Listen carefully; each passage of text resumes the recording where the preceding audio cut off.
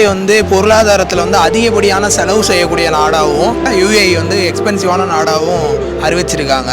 அப்படி பார்க்குறப்ப நீங்கள் உங்களுடைய சம்பளத்துக்கு ஒரு மாதத்துக்கு வந்து உங்களுக்கு எவ்வளோ செலவாகுது துபாய் வந்து ஒரு மாதத்தை கிடக்கிறதுக்கு?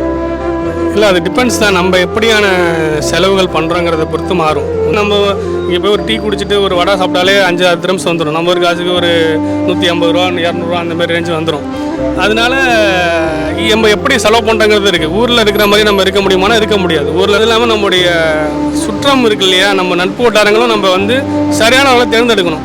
ஏன்னா நம்ம ஊரில் உள்ள மாதிரியே வந்து ஜாலியாக இங்கே வந்து சுற்றுறது போகிறதுன்ற மாதிரி இருந்தோம்னா கண்டிப்பாக நம்முடைய ஊரில் இருக்க ரூம்மேட்டை பொறுத்து தான் சொல்ல வரீங்க. கண்டிப்பாக அதுவர்கள் நல்லவர்கள்ங்கிறத விட எக்ஸ்பென்சஸ் படத்துக்கு போகிறது இல்லை அது கூட ஒரு என்ஜாய்மெண்ட்னு வச்சுக்கோங்களேன். மற்ற தேவையில்லாத விஷயங்கள் போகும்போது அந்த பையனுடைய நோக்கம் மாறி போயிடும். அவன் வந்தது வந்து பொருளாதாரத்தை சேமிக்க தான் வந்திருப்பான். ஆனால் இங்கே பார்த்தீங்கன்னா அவன் இன்னும் வருஷங்கள் கடந்து போயிட்டுருக்கான். அவனால் அந்த விஷயத்தை அச்சீவ் பண்ண முடியாதுன்னு சொல்லுவான்.